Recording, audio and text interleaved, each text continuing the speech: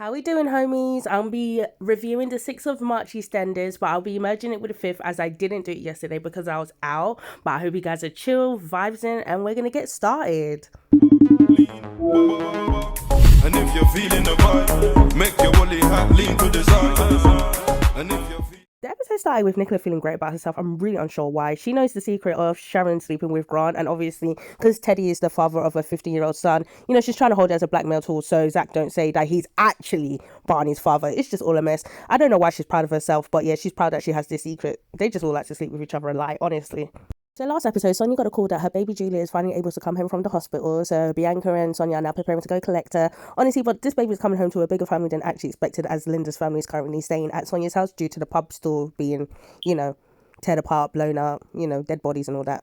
So social services has given a thumbs up. Tommy can go back home, which he has. But honestly, Kat is scared of life right now. She don't know what to do. So this boy is going crazy at the moment for one of his consoles, whether it's the PlayStation or Xbox, I don't know. However, Kat promised him that she will buy him a new one, let's say next day delivery. Something happened to it. I think it must have been the twins. They accidentally broke it, and she's now promising the world so she can keep her son calm. So basically, again, she is so scared that she's trying to say anything and everything to make sure he don't flip out. I was reading on the news, and some fans believe that he is so desperate for this console so he can have a conversation with this far right group that he's joined. Not that he knows he's joined it, he's possibly being groomed, but I can talk about that another time.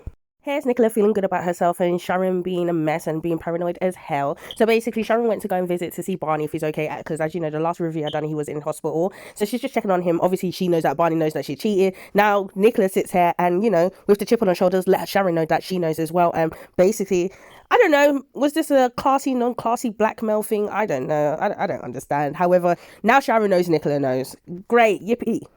So after Sonia left to go pick up her baby, Linda's family decided to quickly rush around and decorate the home to welcome the new baby, which is so sweet of them. Like, honestly, these are nice people. They lost their home and, you let them in their home and they didn't have to go that extent, but they did. And they threw like a little welcome in for the baby. And it was all great and all until Bianca by accidentally said, like, when the baby first came out, I thought she looked like, well, she was going to say like the father, but she stopped herself in her tracks. But Sonia was just not pleased at all because obviously, the father of the baby is murderous Ratty Reese. Even though he's dead, he did do a lot of damage. So, of course, it's just so hard to want to mention him or to say that the baby has anything of him, whether it's looks or personality, although the baby just fresh come out of the womb. So, personality we can't talk about, but looks, yeah. Sonia was not pleased when Bianca said it. Jean and Harvey had a little bit of a fiery conversation because obviously, he changed one of Martin's shirt into a blanket for Martin's granddaughter. As you know, that shirt was supposed to be, worn on Martin's body as he gets buried. So that conversation didn't go well. But Harvey made a really good point that no one has actually informed him of any of the ideas for his funeral plan. Like, Martin was my friend and you guys are isolating me and not saying nothing to me. Honestly, the last time I reviewed, I said, well, sir, you should have asked. But then at the same time, I hear what he's saying. He's like, yeah, you guys are not saying nothing to me. Jean's saying it's nothing about you. What do you want to do? Write a eulogy? I've also said one of my last reviews that the way Jean talks to this man is unacceptable. He is your partner, your boyfriend, whatever you guys want to call each other. He is that, and you just treat him like he's some fly that's in the way. Like, he just don't matter. His feelings don't matter. His opinion don't matter. Right now, the air he breathes doesn't matter when it comes to Jean, and I just think that's horrible and disgusting. Honestly, Harvey, go with Kathy. Go, because Kathy is one of my favorite characters. She will treat you better, trust me, and she's a gangster. Oh. Now, these two are definitely siblings, Lucy Goosey and Pokey Zach, because honestly, the way they be sleeping around with people is just not a joke. So in this scene, Zach was basically filling in, well, Sharon went to tell Zach that Nicola knows about the affair or cheating that she did with Grant, and then Zach in return said, well, he 15, 16 years ago slept with Nicola while she was married to Teddy. Now, he didn't inform Sharon about the child, just the affair that he had with Nicola. So it's like, great. Everyone's just feeling good about themselves about the lies and cheating. That's all I'm getting from these conversations. We are happy about the lies and cheating, and we can use it all for blackmail. Lovely. Alfie being Alfie, he went to take Tommy to play football to obviously diffuse the situation with him missing one of his consoles. Obviously, during the football, he tried to do a header, he bust his nose is full of blood, it's bleeding. He's in a calf trying to clean himself up while Tommy is there. Kat walks in, and I'm telling you, if skin could crawl, you literally saw it. If eyes had fear, you literally saw it on Kat. As soon as she saw Alfie bleeding, in her mind, she thought Tommy did it because we are aware of Tommy's past. He is an abuser of parents. That is what he's known for. And yeah, like, she was like, Alfie, tell me the truth. What happened to you? And, he's like, Kat, calm down. Like, it's just, I had an accident with a football. Tommy got up and walked out. He's like, I know you think it was me. And then, Alfie's like, oh, what's wrong with you, Kat? You should have just read the room. And he's like, no, Kat is in all right to think this because he's a professional parent abuser. So Miss Lucy Goosey Sharon, she's there in a cafe day drinking because of her problems and stress because Nicola knows about cheating. Bianca walks in, sees the day drinking and wants to join in. She's stressed because her sister's upset with her because she made a comment about the baby looking like ratty murderous Reese. So they sit down. Sharon shares her problem with Bianca about Nicola knowing. Bianca's like, I didn't say nothing. Sharon's like, I know, if you did, you wouldn't be sitting here. Then after that, Bianca shares with Sharon that, you know what, I've accidentally said the baby looks like Reese. Sharon's like, well, does it? You know, and she's like, you know what, never mind. They were sitting there talking about it, and then after, at the end, they realized, you know what, their problems are not even serious because Martin's passed away, and really and truly, Martin was a great person, and other people are going through worse things, and then they cheers to Martin. That is how their conversation went. I do wonder if Sharon and Bianca would start some friendship, you know, because they're both a bit loosey-goosey. You know, Bianca can be partial loosey-goosey when she's ready. Although the Kat and Bianca friendship I genuinely love. So I wonder how this one would go. So Nicola and Teddy decides to take the boys out for a meal. Obviously, Barney doesn't want to eat his dad's cooking, so they're sitting there eating. Sharon and the brother Zach walks in, and then Teddy says they can join for the meal because obviously Zach saved Barney in his head, and Sharon sees Mrs. of course.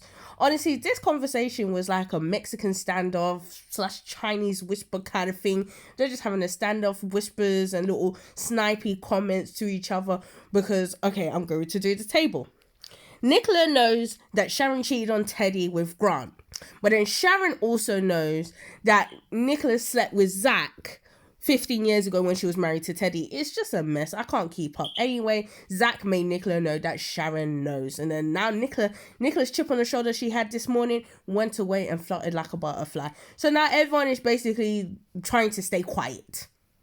So the meal ended a bit abruptly once Barney started feeling woozy or something, like he wasn't feeling well, and Zach got up quickly, you know, dad's instincts, needs to check on his son, see if he's okay. But again, in everyone's eyes, it was slightly weird, simply because, again, you're not his father. Well, yes, you are his biological father, but his father is Teddy.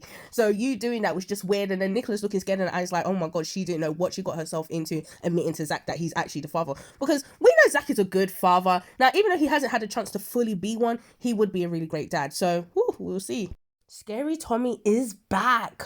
So obviously he said to Kat that, you know what, I understand why you assumed I hit dad because of my past, and I get it. Then after he went on to the console saying he's going to go to Zach's house for a bit so he could play the console, they said no. He got mad, and then after that he had his fist balled up ready to hit his dad, and he was like, ooh. After he walked out, he stopped himself, he stormed out, and Kat was like, we're back to square one. She had fear in her eyes, Alfie had fear in his eyes, everyone had fear in their eyes, I had fear in my eyes. I'm like, I could never imagine putting my hands on my parent. I can't imagine my child putting hands on me. That's just crazy. Like, and he is fluent at it. The worst part is he's actually got good parents. He's got good parents that actually take care of him and love him. What is his problem? He has no reason. This is some silver spoon thing. It doesn't comprehend in my head. Because where I grew up, loads of people that I know, he's got a good life. There's worse parents out there in the world. He's got one of the best ones, good ones, and he still hits them. At this point, it's not about how you raise them. Sonia and Bianca having a little heart-to-heart. Bianca apologizes for what she said, you know, the comment of the baby looking like Reese. Although it's just like, it's silly because, and like Bianca even mentioned, it's just like, it's hard because that is her dad at the end of the day. Obviously, what he did is horrible, and who's to say the baby's going to come out that way? But it just is what it is. And then after that, Bianca mentioned about Sonia not knowing her dad, and I totally forgot Sonia didn't know who her father was. And then I was thinking, what was Carol doing in her glory days? Oh my gosh, how can you not know who the dad is? I know this happens in real life, but we listen and we don't judge. Oh my gosh. So yeah, that's what happened there. They just had a little heart to heart, and it was cute, so I just thought to mention it.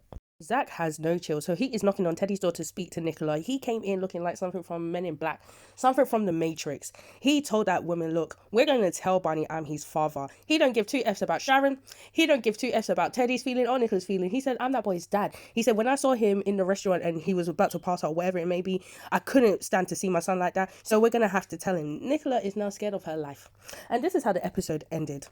I feel like lying about who's the father to your child is despicable and should be against the law. That's just my opinion. Please do not hate me, but it's just disgusting. If you don't want a child to know the father and you want to be a single mother, that's different. However, to make someone else take care of a child that's not theirs without letting them know and giving them the choice and option is horrible and disgusting. I don't agree. But yeah, so that's how the episode ended. Tomorrow is Friday. Friday episodes are always usually left on a nice big cliffhanger for us for Monday. So who knows? Maybe it'll all come out tomorrow. Fingers crossed, because I need a drama. If not, then I have nothing to speak about.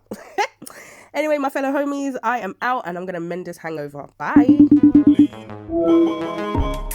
And if you're feeling the vibe, make your woolly hat lean to the side.